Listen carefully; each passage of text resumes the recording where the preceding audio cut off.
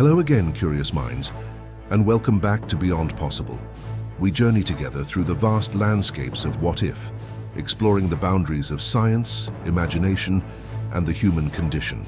Today, we grapple with one of the most enduring human dreams, time travel.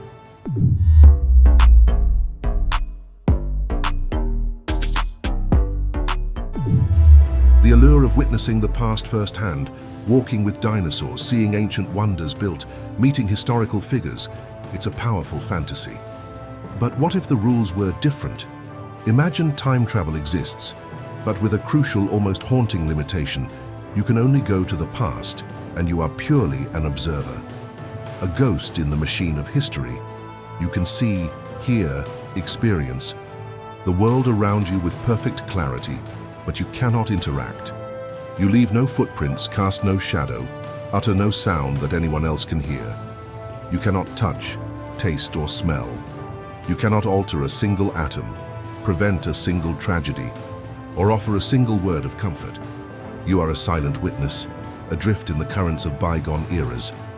What would this form of temporal tourism mean? Would the inability to act diminish the wonder, or perhaps enhance it in some strange way?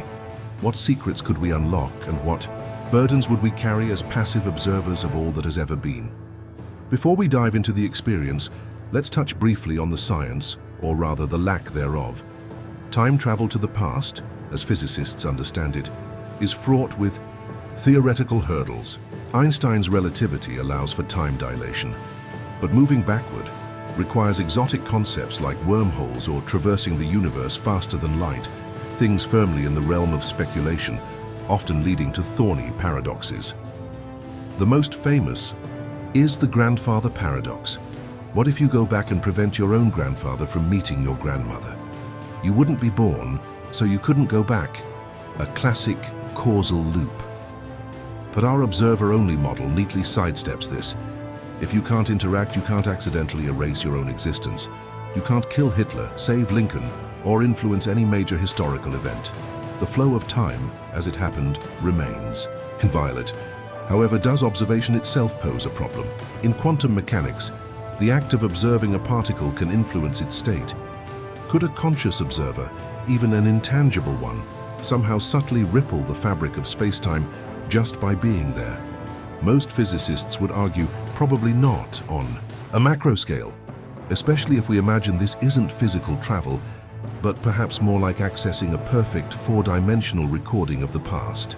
But let's stick with the more evocative idea.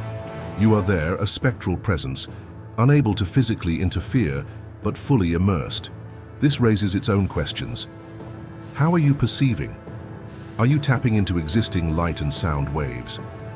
The mechanics remain mysterious, a necessary handwave for our thought experiment. Imagine the sheer spectacle.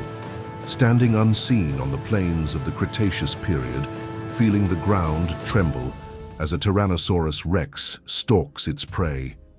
Floating through the bustling streets of ancient Rome, listening to conversations in Latin, watching gladiators train, witnessing the construction of the pyramids, not as diagrams in a book, but as a colossal human endeavor unfolding before your very eyes.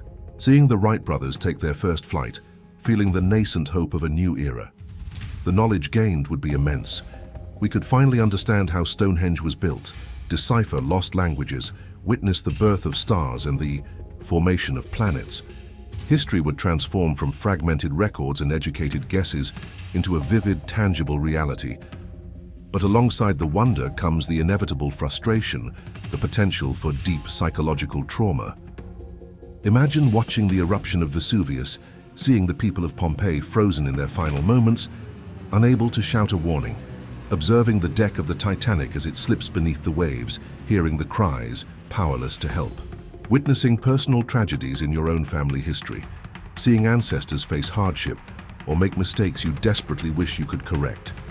Could you stand by, unseen, unheard, as disaster unfolds? Could you watch someone you know from history books make a fatal error? The emotional burden of being an all-seeing but utterly powerless witness could be immense. It's the ultimate form of Tantalus's curse. Everything is within sight, but forever out of reach.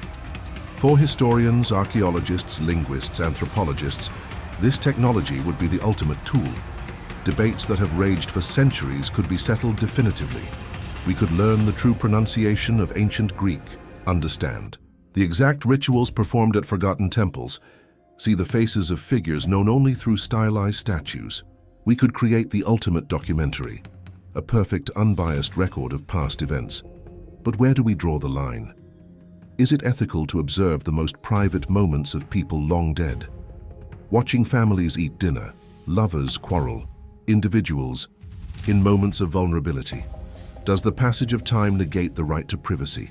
We might gain unparalleled historical insight, but at the cost of becoming cosmic voyeurs.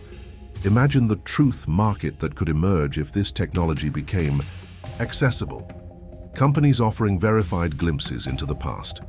Think of the impact on religion, witnessing key events firsthand. Think of the political ramifications, proving or disproving historical narratives used to justify present-day actions. The potential for societal upheaval, driven by undeniable historical truth or interpretations thereof, is staggering. This form of time travel plunges us into deep philosophical waters. Does witnessing an immutable past confirm that free will is an illusion, that everything is predetermined? Or does it simply mean that this specific timeline played out as it did, and our inability to change it is merely a feature of our observational tool, not a statement about the fundamental nature of choice? What is the nature of observation without interaction? Does it change us?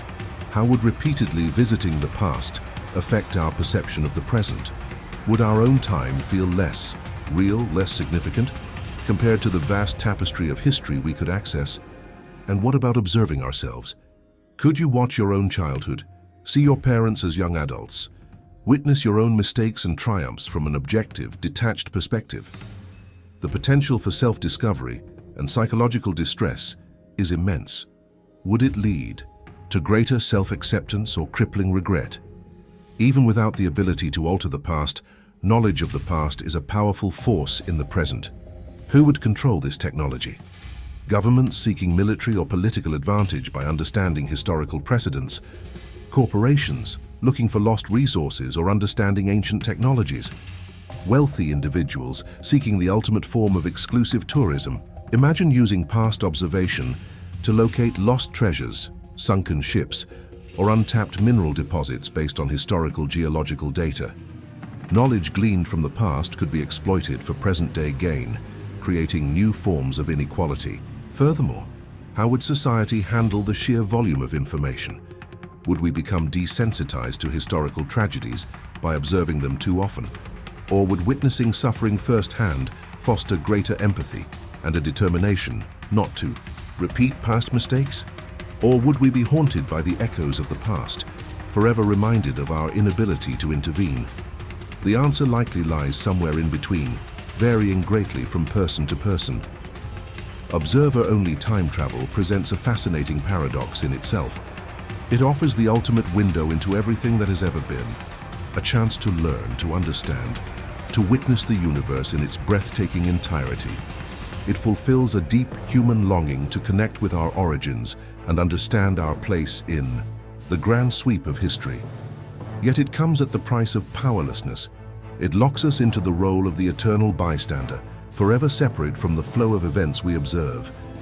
It's a gift of infinite knowledge, potentially burdened by infinite frustration and sorrow. Would humanity be enriched by this silent journey through the ages, gaining wisdom and perspective? Is the unvarnished truth of history a burden too heavy to bear if stripped of any power to change it? It leaves us wondering, is it better to know everything and be unable to act, or to remain blissfully ignorant but retain the illusion, or perhaps the reality of agency? A question, perhaps, that only time itself can answer. Thanks for joining us on this journey at Beyond Possible.